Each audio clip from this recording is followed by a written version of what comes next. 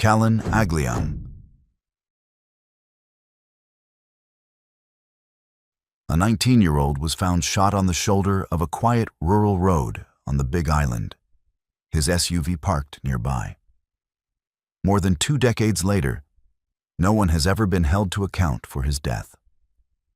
On the 31st of January, 2001, just after 5 in the evening, a passerby came upon the body of Callan James Agliam on the side of an old plantation road, sometimes called Overpass Road, in Pepikio, in the South Hilo district of Hawaii Island. His gold Jeep Cherokee sat nearby.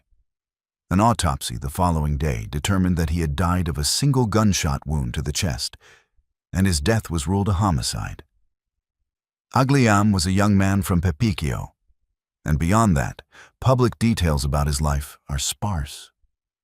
He was 19, with his whole future ahead of him, when his life ended on that isolated stretch of road. What had drawn him there that afternoon? Detectives pieced together his final hours. Agliam was reportedly set to meet 2 different people that day, one in Pepikio and another in the nearby community of Hakalau, sometime between 4 and 5 in the afternoon. He was last seen driving his gold SUV through Pepikio at around 4:30, heading in the direction of the spot where he would be found less than an hour later. Those planned meetings have long sat at the center of the investigation. Whoever Agliam was going to see, and why, are questions that could unlock the entire case. Yet detectives have never been able to fully account for them. The autopsy that confirmed the single gunshot was carried out the day after his body was discovered, and from the start the killing carried the marks of something targeted rather than random. A young man drawn to a precise place at a precise time. Was he being followed? According to investigators, Agliam's vehicle may have been trailed by 1 or possibly 2 men in a newer model gray Toyota pickup truck, individuals who were considered possible suspects in his death. A theory also emerged that Agliam might have had some connection to narcotics, which detectives explored as a possible motive for why someone would want him dead on that lonely road. But neither thread ever led to an arrest. The gray pickup and its occupants were never identified, and the supposed drug connection never produced a name or a charge, leaving investigators with a strong sense of how the killing may have happened, but no one to hold responsible for it. Why has this case stayed cold for so long? Part of the challenge is the setting itself. The investigation has been overseen for years by Detective Derek Morimoto of the island's Unsolved Homicides Division, the same small unit responsible for carrying many of Hawaii Island's oldest killings. Morimoto has pointed to the isolated, sparsely populated location as a major obstacle. The kind of rural road where a shooting could happen with no one around to witness it and no security cameras to capture a passing truck. Over the years, some leads did develop, but the slow erosion of time worked against the investigation. Witnesses moved away from the island, and some people who might have known something have since died, taking whatever they knew with them. Where does the case stand today? It remains unsolved, more than 2 decades on. A Hawaii Island police captain, Rio Amon Wilkins, has made a sobering point about cases like this one, noting that the people responsible for these unsolved killings are still out there, living in the community, going about ordinary lives. The Agliam case is one of a cluster of unsolved Hawaii Island homicides that the small cold case division continues to carry, and detectives have repeatedly asked anyone with even minor information to come forward, stressing that a single overlooked detail could be the one that finally identifies the gray pickup or the people Agliam set out to meet. For his family, the questions that began on that rural roadside in 2001 have never been answered, and the gold SUV found beside his body remains a quiet marker of a crime no one has solved. The next case unfolded a few years earlier on the same island, when another young man was found shot inside the place. he should have been safest: his own home. Sean Borgado. A young man missed several days of work, and no one could reach him. When a neighbor finally went to check, the answer was waiting inside his home. Sean Borgado was 27 years old, living in the upper Waiakea-Uka area of Hilo on the Big Island, a hillside neighborhood above the town. He worked as a dietary aide at a Hilo nursing home, the Hale Anwanu Restorative Care Center, a job centered on preparing and serving meals for elderly and recovering patients. By every account, he was a steady, dependable presence there. He had last worked an evening shift on the 19th of May, 1997. That shift was the last time anyone is known to have seen him alive. When Borgado failed to show up for work over the following days, his employer grew concerned and asked a neighbor to check on him. On the 21st of May, 1997, in the early evening, that neighbor made the grim discovery and called police, who responded to the home on Malai Road. An autopsy determined that Borgado had died of gunshot wounds, and his death was ruled a homicide. He had been killed inside the one place a person is supposed to feel safe, and several days had passed before anyone even realized something was wrong, a gap that likely cost detectives crucial early evidence. Who would want to harm a quiet young man who worked caring for others? That is the question detectives have wrestled with for nearly 3 decades. Borgado had no obvious enemies, and the fact that he was killed inside his own home suggested he may have known, or at least opened the door to, whoever came for him that night. Did police ever develop a suspect? A Hawaii Island police lieutenant, Rio Amon Wilkins, has said that some unsolved cases do have a possible suspect, but simply not enough evidence to support a prosecution.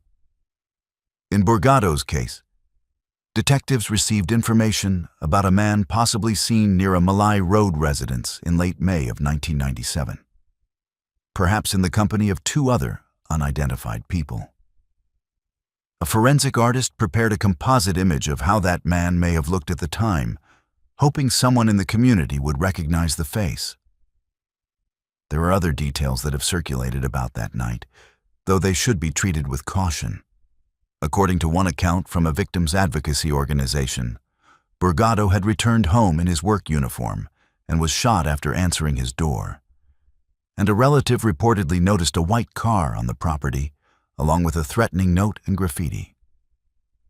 Those specifics come from an advocacy page rather than official police releases, and authorities have not confirmed them. So they remain unverified pieces of an already murky picture, mentioned here only with that caveat firmly attached.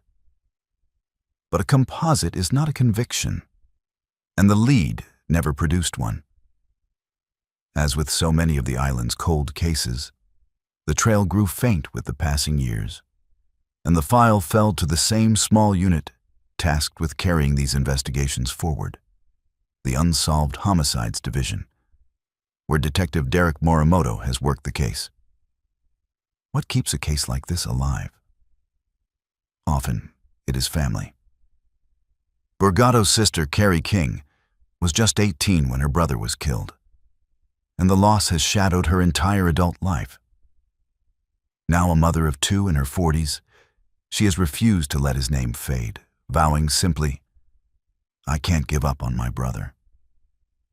For nearly 3 decades, she and her family have marked the anniversaries, pressed detectives for updates, and held onto the hope that someone who knows what happened on Malai Road will finally speak.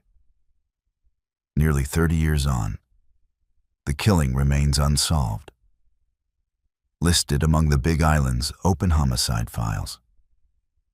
Police continue to ask the public for any information about the man seen in the area in late May of 1997, or about anyone who may have had a reason to target a quiet nursing home worker in his own home. The door that Sean Borgado answered that night still hides the identity of whoever stood on the other side. The next case moves to Oahu, and to a young woman who disappeared on a rainy night and became one of Hawaii's most haunting mysteries. Lisa Au, a 19-year-old hairdresser, drove off into a rainy night and vanished. 10 days later, she was found in a ravine, and the investigation that followed only deepened the mystery. Lisa Au was 19, a hairdresser at a salon in Kailua on Oahu. On the rainy night of the 20th into the 21st of January, 1982, she told co-workers she was going to see her boyfriend, Doug Holmes, at a relative's apartment in Makiki, stopping to buy food along the way before heading home to Kailua. She never arrived. Her car was found abandoned near Kapaa Quarry Road, and within days, an island-wide search was underway for the missing teenager. It lasted 10 days. On the 31st of January, a jogger walking his dog discovered Au's body in a ravine off Tantalus Drive, roughly 40 feet down a steep embankment. She had held her driver's license for only 2 days when she vanished. A family attorney, Roy Chung, remembered her as a beautiful girl and a very pleasant person with a bright future ahead of her. Her parents would both die without ever learning who killed their eldest daughter. Why was the cause of death never determined? Advanced decomposition meant the medical examiner could not even obtain fingerprints, relying instead on dental records and an engraved class ring to confirm her identity. The examiner was never able to establish how she died, a gap that would haunt the case forever. Because without a cause of death, prosecutors faced an enormous hurdle in ever proving exactly what had been done to her. Then the investigation took a stranger turn. Within days, Honolulu detectives came to suspect that the killer might be one of their own, a police officer. When the theory leaked, it caused island-wide panic that an officer was pulling women over at night, and that no one in a uniform could be trusted. A newspaper carrier reported seeing a man in a blue car on Tantalus around 2:30 in the morning, with a female passenger whose head seemed to fall as the car turned. But she said police never followed up on what she described. Reports of a car with blue lights in its grille even led the department to ban hidden grille lights altogether, a measure born directly out of the fear the case had created. So what happened to the officer? He was never publicly named. About a year later, a grand jury declined to indict him, and he later filed a lawsuit against a television station, the former police chief, and a detective, claiming he had been wrongly identified. A retired homicide lieutenant would later cast serious doubt on key parts of the officer theory altogether. What about her boyfriend?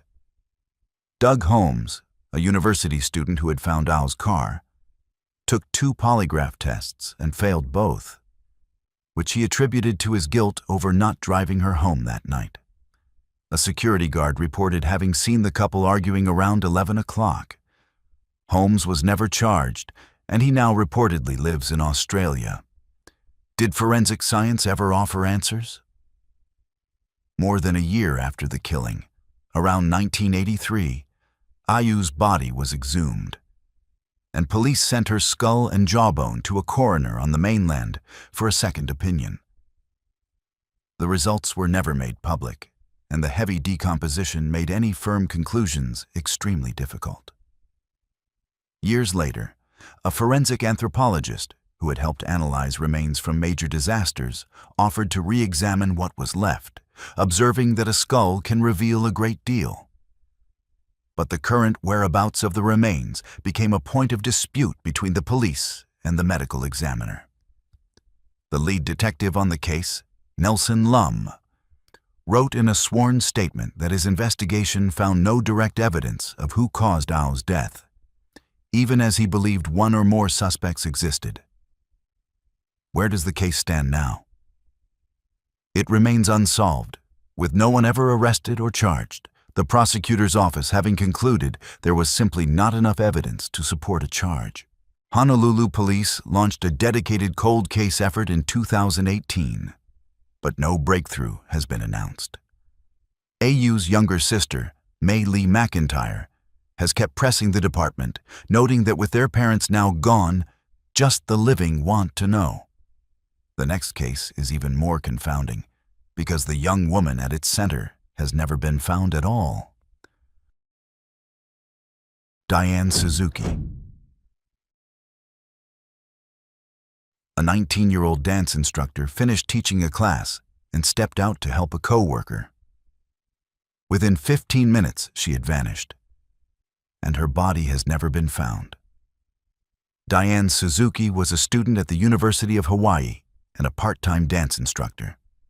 On the 6th of July, 1985, she finished teaching a jazz class at a dance academy in Aiea at 3 in the afternoon.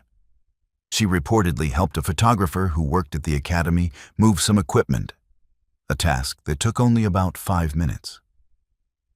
By 3:15, when another instructor went looking for her, she was gone.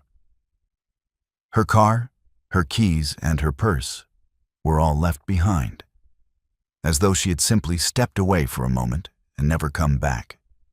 Suzuki was 19, the youngest of 5 sisters and a dancer with her university's troupe, described by those who knew her as a positive light that everyone gravitated toward. Her mother would die in 1998 without ever learning what happened to her daughter. How does a young woman disappear in broad daylight from a busy studio, leaving everything she owned behind? Thousands of volunteers searched across Oahu. The case marked the first time the Honolulu Police Department used luminol, a chemical that reveals traces of blood that the eye cannot see. In 1990, investigators determined there had been a large amount of cleaned-up blood in the dance academy bathroom, evidence that led them to reclassify the case from a missing person to a murder, 5 years after she disappeared. The search for her body led to one of the most frustrating chapters of the case. When detectives searched the academy in late 1990, they sought a simultaneous warrant to dig a marsh behind a Pearl City home connected to the photographer's family. But that request was denied at the time. By the time a warrant for the property was finally approved the following year, days-long digging operations failed to turn up any remains, even as one specialist reportedly noted a patch of ground that looked as though it had been disturbed around the time of the studio search. If her body had once been there, it appeared to be long gone. Was there a suspect? There was a person of interest. The photographer Suzuki had last been seen helping. He failed a polygraph shortly after she disappeared, and a police lieutenant later showed her boyfriend photographs of unexplained scratches on the man's torso. Marks, the lieutenant believed, pointed to a struggle. The lieutenant was reportedly so convinced of the man's involvement that he staked his entire long career on his belief about what had happened that afternoon. But belief is not proof. The man was never charged, and to this day, mainstream Hawaii outlets have not publicly named him, which is why he is described only as a person of interest. Why was no one ever prosecuted? The greatest obstacle was the absence of a body. Without remains, investigators could not establish a cause or means of death, the very foundation of a murder case. In 1993, a Honolulu prosecutor convened an investigative grand jury, valuing it as a way to lock in sworn testimony that ordinary investigation could not produce. After days of that testimony, the grand jury declined to indict the man, and no charges have been filed in the years since. Where does the case stand today? It remains unsolved, classified as a homicide with no statute of limitations, though the prosecutor has said it was not actively investigated for many years after the grand jury declined to act. In July of 2025, on the 40th anniversary of her disappearance, a Hawaii television station aired a multi-part investigative special revisiting the case in detail. As of that reporting, the person of interest still lived in Pearl City and, through his attorney, declined to participate, while police and prosecutors would not say whether any evidence had been retested with modern methods. Authorities have said there is no time limit on the case, and that they will pursue every lead. But 40 years on, Diane Suzuki has still never been found. The next case took a turn that none of the others did. Police were certain they had caught the killers, until DNA proved they had the wrong men entirely. Donna, Ireland. A young woman was attacked on Christmas Eve and died hours later. 3 men went to prison for it, and decades passed before science revealed the truth, that none of them had done it. Donna Ireland was 23, a Virginia native who was visiting her family in the Puna district of the Big Island for the holidays. On Christmas Eve of 1991, she was struck by a vehicle while riding her bicycle on a rural red cinder road in Lower Puna. Witnesses later found her mangled bicycle and scattered belongings, and about half an hour later, and some distance away, a woman discovered Ireland off a nearby fishing trail, attacked and barely conscious. She was rushed to the hospital, where she died in the early hours of Christmas morning, a holiday turned into a permanent wound for her family. The investigation that followed would become one of the most troubling in Hawaii's history. The case against 3 men began in 1994, when a man facing his own legal trouble told police that his half-brother, Frank Pauline, had witnessed the attack. Pauline then gave a series of inconsistent statements that implicated both himself and 2 brothers, Albert Ian Schweitzer and Sean Schweitzer, accounts that critics later argued were given in exchange for hoped-for benefits. The 3 were charged largely on the strength of those shifting words. Here is the staggering part. DNA evidence from the scene excluded all 3 men. The first charges were actually dismissed in 1998 after that DNA came back. Yet the men were recharged, and the prosecutions went forward anyway. Frank Pauline received a sentence of 180 years. Ian Schweitzer was convicted and sentenced to life, and Sean Schweitzer pleaded to lesser charges in exchange for time already served. How could men be convicted when the forensic evidence pointed away from them? It is a question that took more than 2 decades to force into the open. No DNA from any of the 3 ever matched the evidence found at the scene. In 2017, additional testing of a T-shirt recovered at the scene pointed to a single, unidentified man, the same unknown source whose DNA had turned up elsewhere in the case. And whoever that man was, he was not one of the people behind bars. That evidence finally broke the convictions apart. In January of 2023, a judge exonerated Albert Ian Schweitzer after he had served more than 23 years in prison, and Sean Schweitzer was cleared that October. Frank Pauline never saw freedom. He had been killed by another inmate in a mainland prison years earlier, in 2015, and would be the subject of efforts to clear his name after his death. So who really killed Dana Ireland? In early 2024, investigators using genetic genealogy, led by a retired FBI attorney whose firm had helped crack the Golden State Killer case, identified the unknown man as Albert Loro Jr. He had lived less than 2 miles from where Ireland's body was found, and had remained in that same area for the more than 3 decades since the killing, known locally as an avid shore fisherman familiar with the very trail where she was discovered. Police covertly collected a discarded utensil he had used, and the DNA matched the unknown profile. They questioned Loro, took a sample, and released him. Days later, he died by suicide, before he could ever be charged. Why was he never arrested first? The police chief explained that while the DNA established probable cause for the assault, the statute of limitations on that charge had long expired, and the genetic evidence alone was not enough to prove murder. The true perpetrator escaped a courtroom entirely. Where does the case stand now? The murder is officially reopened its perpetrator dead and never charged. The exonerated Schweitzer brothers filed a federal civil rights lawsuit in January of 2025, alleging that officials had framed them for a crime the evidence never supported. And they also pursued compensation under a state law that pays the wrongfully imprisoned for each year they were locked away. A state trial over that compensation was set for March of 2026.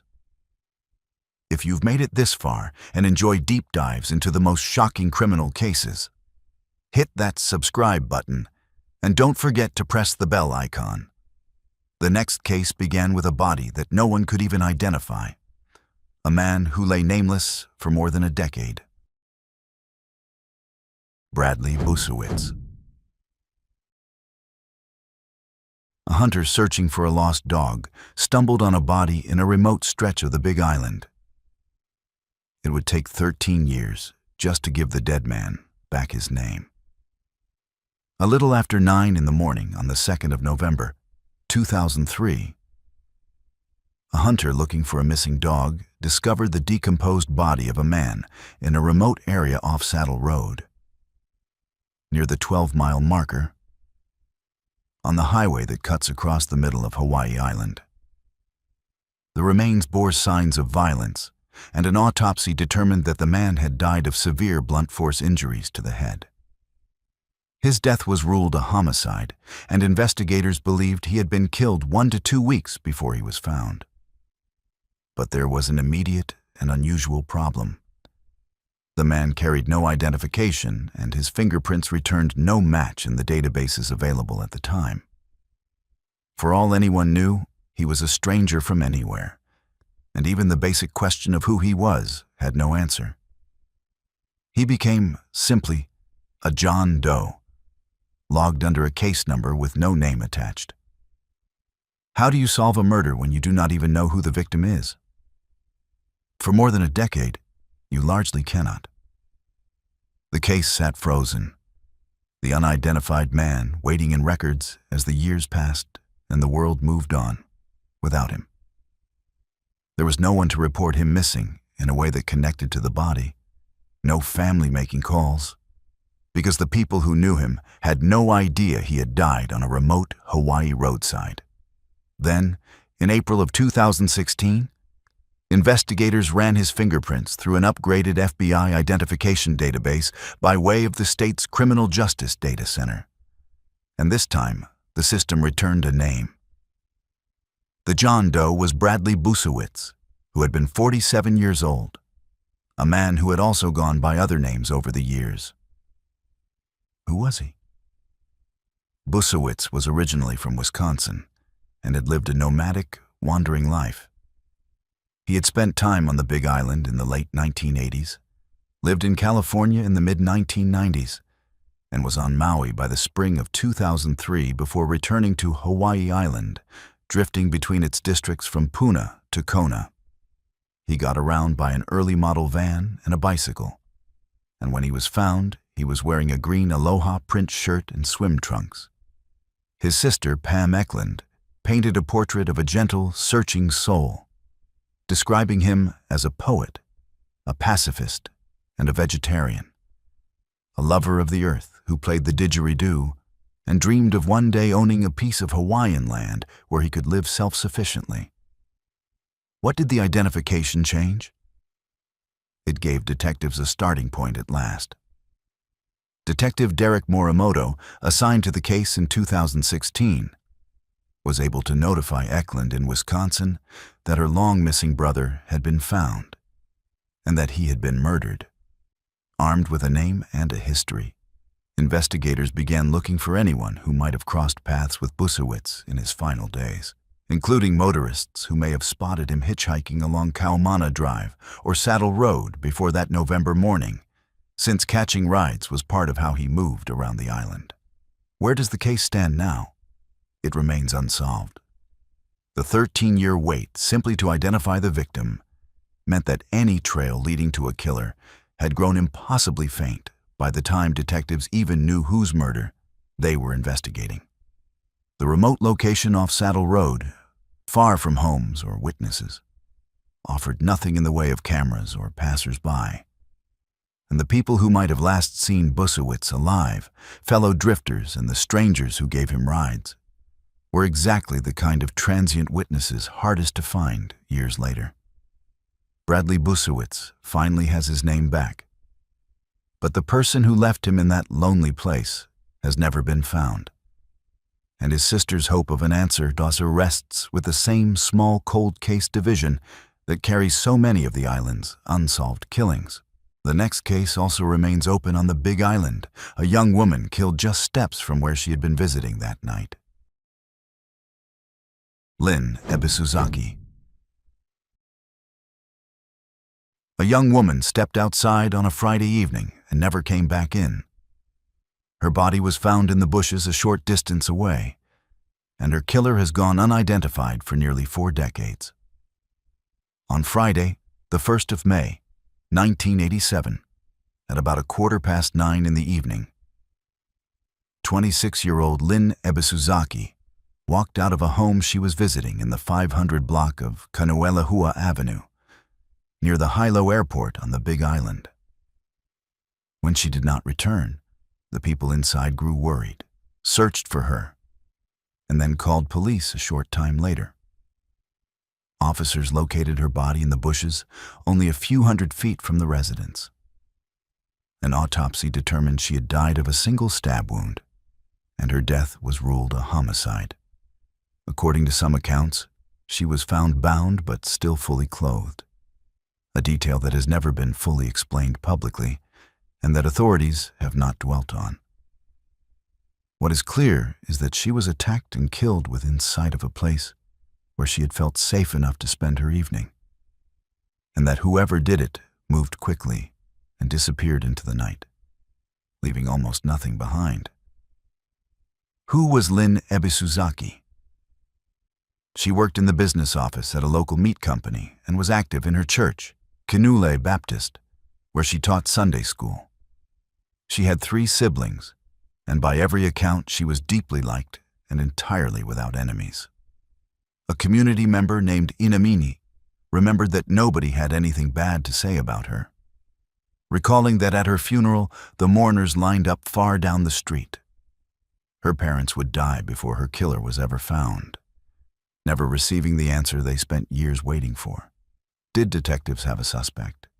Early in the investigation, the boyfriend whose home she had been visiting was looked at as a possible suspect, as is common when someone is killed so close to a partner's residence. But there was never enough evidence to point to him with any confidence, and the lead went nowhere. Detective Derek Morimoto, who took on the cold case, has described Lynn as a low-risk victim with no known enemies, a church-going young woman with a steady job and a wide circle of people who cared about her. That profile only deepens the central question of who would want to harm her and why anyone would be waiting for her in the dark that night. Then, decades later, a new lead surfaced. Detectives received information about an unknown man who had been seen arguing with Ebisuzaki in a church parking lot in the 1800 block of Kinule Street at some point before her death. In February of 2024, working with a police graphic artist, the department released a composite sketch of how that man may have appeared in 1987. Police were careful to stress that he is not necessarily a suspect, only someone they very much want to identify and speak with about what he may have seen or known. Why has the forensic evidence not cracked it? A great deal of evidence was tested over the years, with additional testing on some items, but the results were never definitive. As officials have pointed out, DNA analysis was barely a factor in criminal investigations back in 1987, so the crime scene was simply not handled with the genetic possibilities of today in mind, and that lost opportunity has shadowed the case ever since. Where does the case stand now? It remains unsolved, but it is far from forgotten. In late January of 2026, the Hawaii Police Department once again renewed its appeal for public help, with detectives continuing to investigate and reissuing the composite sketch of the man from the parking lot. The renewed push, decades after the killing, reflects how seriously investigators still take the case, and they have urged anyone who recognizes that face or who remembers anything about that Friday night near the Hilo airport to contact the area's Criminal Investigation Unit. Nearly 40 years on, the killing of a beloved Sunday school teacher remains an open wound in Hilo, and the single stab wound that ended her life still has no name attached to it. The next case returns to Oahu, where a young man's bank card led investigators to a face they have never been able to name. Gregory Yamada. A 21-year-old was beaten and thrown from a freeway overpass on Oahu. Hours later, a security camera captured a man calmly using his bank card, and that face has never been identified to this day. In the early morning hours of the 8th of September, 1986, the body of 21-year-old Gregory Yamada was found on what was then a cane haul road beneath the H1 freeway and the Waikol overpass on Oahu. Investigators determined that Yamada had been beaten and thrown over the side of the freeway above. Some accounts add that he was found bound, though the authoritative police description places him on the cane haul road beneath the overpass. And that official account is the one to trust where versions differ. Yamada was 21 and lived in Pearl City with his mother and 4 sisters. He was a young man at the very start of adulthood, with a family who loved him, when his life was so violently ended. What had happened to him in the hours before he was found beneath that overpass? The most striking piece of evidence in the entire case came later that same day. At just past 6 in the evening on the 8th of September, an unidentified man was captured on surveillance video using Yamada's bank card at the Waianae branch of a Honolulu savings and loan. The man appeared to know the card's personal identification number, which carried a chilling implication. If he knew the PIN, he had very likely interacted with Yamada at some point before the killing, perhaps forcing or coaxing the number out of him in his final hours. Did that make robbery the motive? Investigators certainly considered it.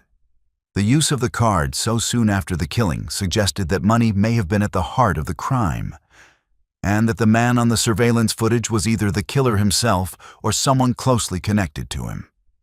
For investigators, that grainy image represented the single best hope of a breakthrough, a literal picture of a person who, if found, could answer nearly every question in the case.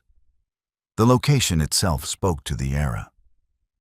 Yamada was found beneath the freeway on a cane haul road, the kind of route once used to move harvested sugarcane across the plantation lands of central Oahu, a quiet and out-of-the-way place at night. Whoever beat him and sent him over the side of the freeway had chosen, or stumbled into, a spot where there would be no one to see. That isolation, combined with the limited forensic tools of the mid-1980s, left detectives leaning almost entirely on the one thing they did have: the face at the bank.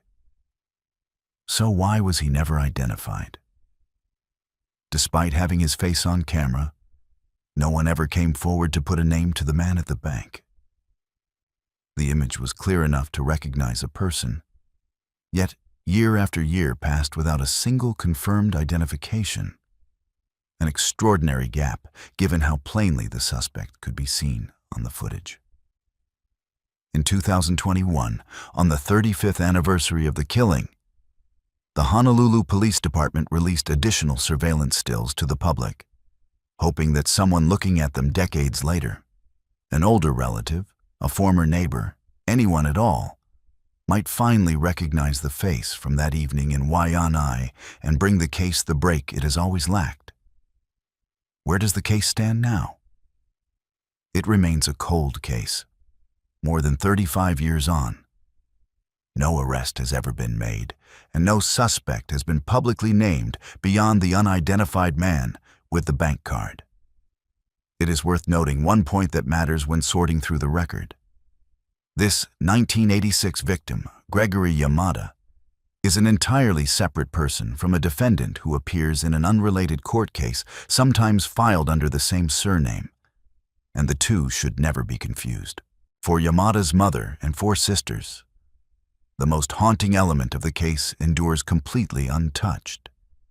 A clear photograph of a man calmly withdrawing money on their loved one's card the very day he was killed. A man whom no one in all these years has ever been able to name.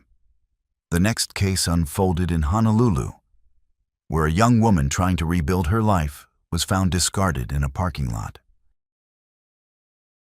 Jubilee Lum. A young woman who was working to turn her life around was picked up one night in Chinatown. The next day she was found in a parking lot, and her killer has never been caught. On the 24th of August, 1999, the body of 21-year-old Jubilee Lum, known to those close to her as Mile, was discovered wrapped in trash bags in a parking lot on South Beretania Street in Honolulu, behind a florist found by employees arriving at the flower shop. She had been strangled. The night before, she had last been seen being picked up in Chinatown by a white or light-colored van. Jubilee came from a large family, one of several siblings, and her life had not been an easy one. She had faced real hardship and difficult years, but by the summer of 1999, she was reportedly working hard to turn things around. She had enrolled in classes to earn her diploma earlier that year and was engaged to a man named Ambrosio Lazaro, someone she had known for about 10 years and who wanted a better and safer life for her. Her mother said she had no adult arrest record. For the first time in a long while, her future seemed to be pointing upward, which made what happened to her all the more devastating to the people who loved her. So who picked her up that final night? That is the question that has gone unanswered for more than 25 years. The white or light-colored van that took her from Chinatown has never been traced, and the person driving it has never been identified, despite the family's long campaign to keep her story in front of the public.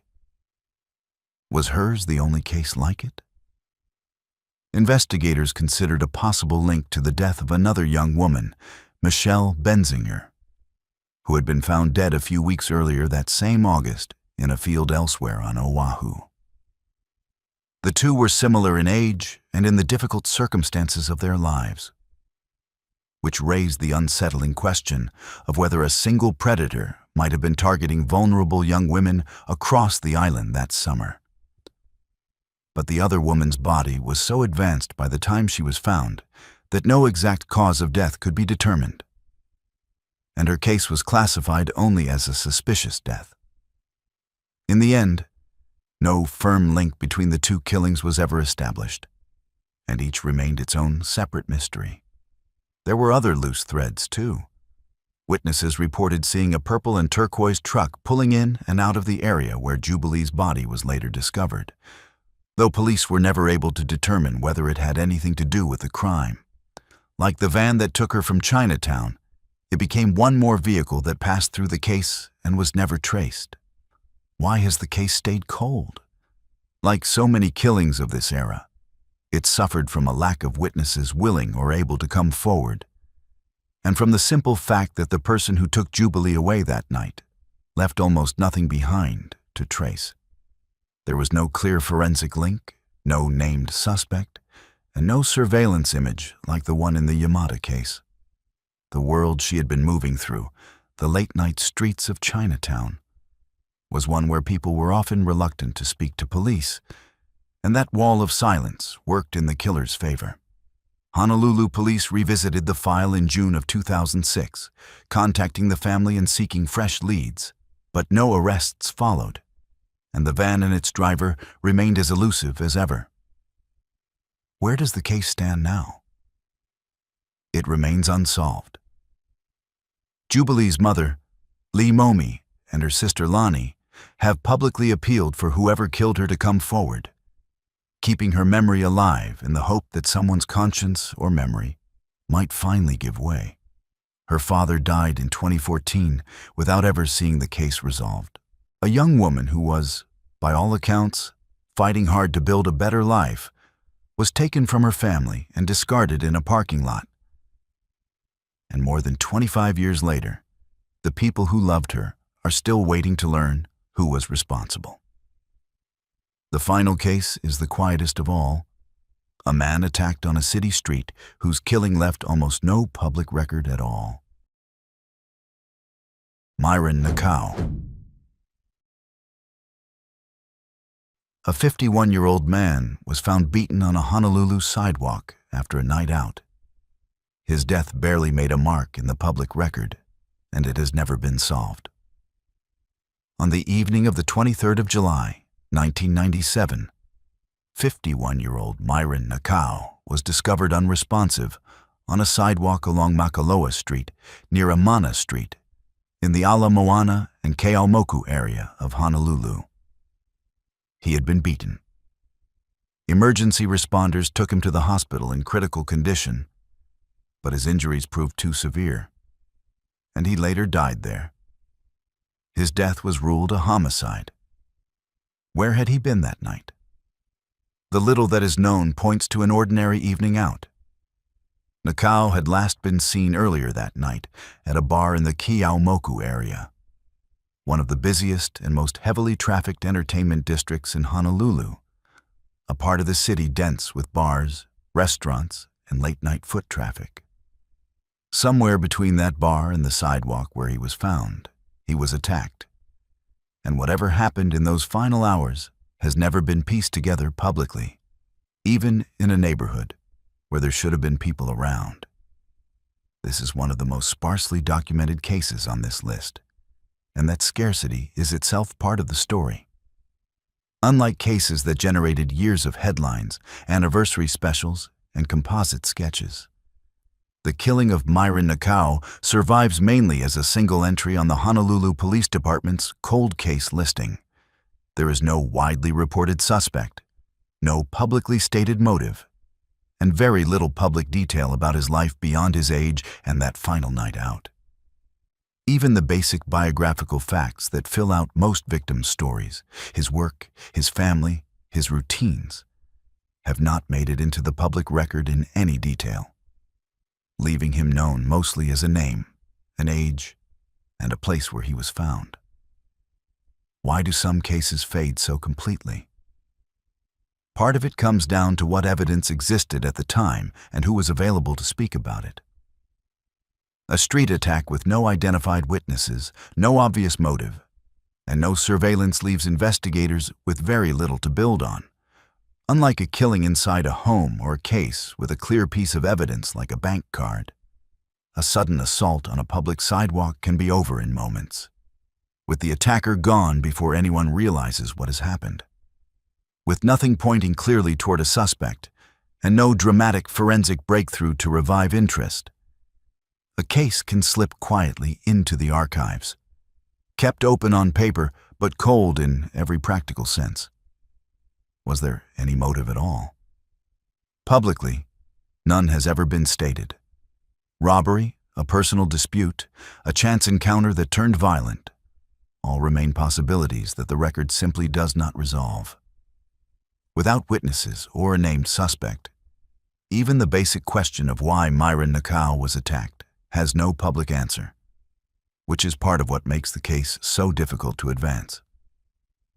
Does that mean it has been abandoned? Not officially. Because there is no statute of limitations on murder in Hawaii, the Nakao case technically remains open, sitting among the unsolved files of the Honolulu Police Department's cold case unit.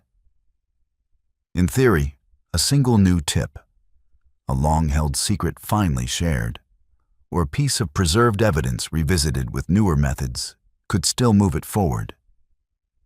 Much the way old fingerprints eventually gave Bradley Busewitz his name back years after his death.